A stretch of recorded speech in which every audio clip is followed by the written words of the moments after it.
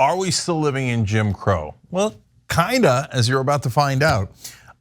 Today joining me is Robert Greenwald. He's the founder of Brave New Films. They've done amazing movies like Outfoxed, Walmart, The High Cost of Low Price, Making a Killing, Guns, Greed, and the NRA.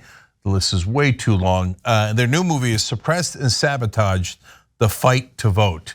Robert, welcome. Thank you. It's nice to be back with you again. Yeah, it's great to see you. Robert, I'm going to show a trailer for the movie real quick, and then we'll come back and talk about it. Driven by the big lie, we see states across the country passing laws that make it harder for some people to vote. I did not realize that I had been removed from vote by mail. The Texas legislature passed bills to ban drive-through voting. If you want to understand how voter suppression can actually impact the outcome of the election, just go back to 2018 in Georgia. Georgia's tight race for governor is getting national attention. Stacey Abrams looking to make history by becoming the nation's first female African-American governor. The Democrats are working hard, registering all these minority voters. Civil rights leaders say Kemp is illegally removing people from Georgia's voters list. The purges, they've been going on for over a century in this state. My girl wanted to vote, and they were trying to keep her from voting. The lines was crazy everywhere. I tried contacting the Georgia Elections Board. My vote will not be counted. I'm 65, and for the first time, I did not get a chance to vote. So, Robert, that is so frustrating. And I know some folks that have a little bit more power, right? Whether they're a business owner or they're in politics. And when something like that happens to them, it becomes a big national story and they have a chance to fix it. But for all these folks in Georgia, they just had to eat the injustice, right? That's exactly right. And that's exactly why we did the film. You know, the idea, it started out, it was going to be a 5-minute piece. But as we got into the research, and I'm a fairly cynical New Yorker, so I didn't know how widespread it was. But person after person from the very small Brave New Film staff kept coming into my office with more and more stories. And it grew from 5 minutes to a version of the film that we're now added to, unfortunately had to update, unfortunately had to expand. And it's quite infuriating, devastating, and I hope, motivating, remembering people gave their lives for the right to vote. And here we are with repression, with suppression, and with mainly legal ways of preventing people from voting. So this is how you fix an election before the election, not afterwards, as Trump tried to do. And so, but let's talk about it. Now, Republicans will say, what? This is all perfectly legitimate. So, Robert, what's their excuse for why they claim it's legitimate? Well, unfortunately, and Dr. Anderson says in the film, this is not a question anymore of somebody hiding behind a white robe or burning a cross. For the most part, it is in fact legal. It is in fact politicians using their power, using their legislation to change the laws so that people do wait hours and hours because there's no voting booth. Or on the non-legal side, people who are poll monitors are being threatened, are being intimidated. So they're using a series of tactics, all of which is designed so that the politicians select the voters rather than the voters select the politicians. Right, and of course there's gerrymandering as well, but that's been around forever, unfortunately. And both parties accept that, and it's maddening. The Democrats claim they don't accept it, but they do. So I'm going to get back to the Democrats in a second. But Robert, I'm a fighter, and so I say, yes, and we're glad you are. So I say things that the Democrats are not likely to do. But if I saw a neighboring state that was a red state that was purging voters based on ethnicity, okay, and based on their likelihood of being a Democrat, and I saw them take away voting booths from minority areas and add them to rich Republican areas, I would do the same thing in my blue state if I was the governor. and take away the some white suburban voters that I think are more likely to go to Republicans, or white rural voters, and put only a couple of voting booths and do it brazenly and go, now what are you going to do?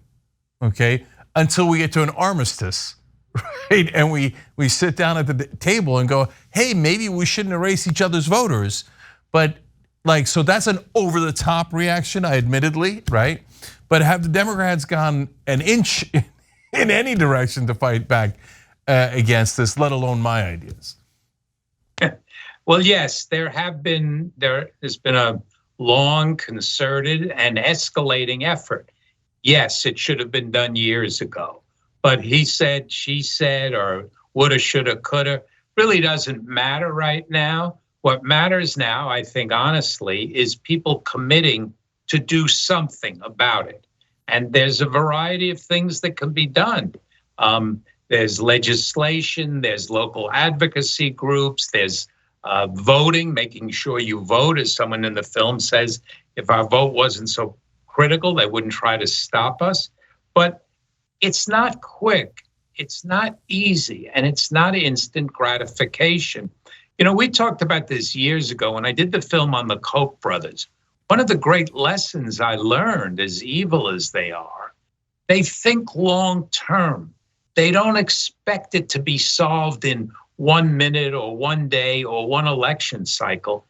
And that's a problem on our side. Similarly, when we did the film and we talked about this a bit about the NRA, you know, they count on our side getting all worked up, all active, all angry, and then it dissipates. So it's a long-term fight on voting, as it is on a series of inequality, systemic, and racist issues. And let's just not forget, this would never, never, never happen if it were all white people. Yeah, that's why I have the plan that I do. The minute you start purging white people's names from voting lists, you'll have a national scandal the size of Texas. And now all of a sudden, Republicans are like, purging the voter rolls, how could they do this, right? So, and that goes to the dynamic of power and what you were just mentioning, because your vote is your power, and how do you know it? Because the Republicans are trying to take it away. If it wasn't powerful, trust me, they wouldn't care. Okay, they would. Yes, well, it's exactly right. And I mean, there's been for a long term, there was a debate. Do you get social change by electing people? Do you get it by focusing on movement building? You know, Dr. King did not wait around for the right politician. But one of the accomplishments Trump has had is getting many of us focused on the voting part of it. That what he has done, using the vote to then discriminate, to then sabotage, to then destroy electorally, legislatively, morally. And I think that's a call for us to go to the barricades, metaphorically and literally. Yeah, literally in the political sense, of course. And so, but that gets to us to the Democrats. And Robert, they did have 2 bills on this in this first 2 years of the Biden term, and they didn't fight for them.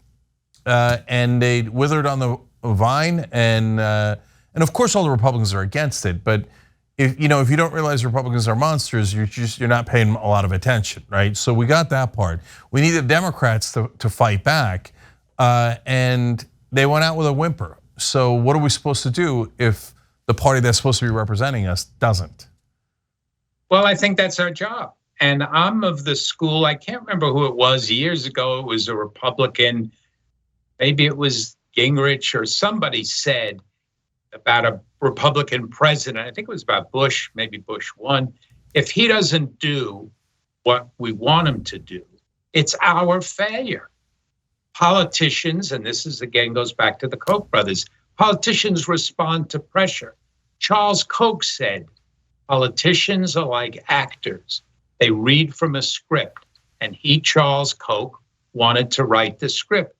It's not our job to make these politicians perfect human beings. It is our job to put all kinds of pressure on them to show where public opinion is, where activism is, and what we want them to do. And I think to the degree they're not doing it means we've got to put more pressure, find more ways to influence them, and to make sure we are out there holding feet to the fire and saying this is what we want. And we need to frankly grow our majority too. That's part of the job. Yeah. And I would add, this is my opinion, vote for progressives in Democratic primaries because they're actually willing to fight for you. Establishment Democrats, I mean, Robert, I say, they wouldn't do it if their life depended on it, but their political lives actually kind of did depend on it. That those voting rights bills could have ended gerrymandering. They could have ended these voter purges. They could have ended all of these things. And because their donors didn't want them to get rid of the filibuster, they just dropped it. And it makes it so frustrating that it's hard to tell people what to do. I mean, you tell them to go vote, but sometimes they got their votes purged, and you tell them to support Democrats, that'll make a difference, except they don't. So it puts us in this box, and I hate being there. As you know, I'm a very optimistic, very hopeful guy, want to fight back, but the Democrats make it so hard on you to help them and to help the whole country. Well, I think I would disagree with you on painting such a broad brush. Yes, there are Democrats who are terrible. There are Democrats who are invested in corporate interests, but it's a wide variety. And I think there are many of them who, with further pressure, with a larger constituency, with letting them know, as you just said, their political life is literally in danger, I think we can and will influence them. But we have to be committed to the long-term fight. And as frustrating as it is, and as infuriating as it is, that's emotion. Emotion comes and goes. What's the tactic? What's the strategy? How are we going to convince this one, that one, and the other one to fight more and to fight smart? Yeah. And so look, everybody's got a slightly different strategy and tactic, as Robert pointed out. And my strategy and tactic is to shame them. So Democratic senators, what the hell are you waiting for? You're running an election based on the fact that we might lose our democracy, and unfortunately, that's very true. How about you vote that way when you're in charge? So that's my way of doing it. Robert's way of doing it is movies. And so everybody check out Suppressed and Sabotaged, The Fight to Vote.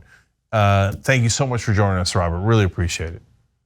Thank you. And just remind everyone, the films are free. They're available every place. And we're moving towards having 1,000 free screenings before the 2022 midterm. So thanks for spreading the word, as always. No problem. Everybody check out Brave New Films. That's where you can find it.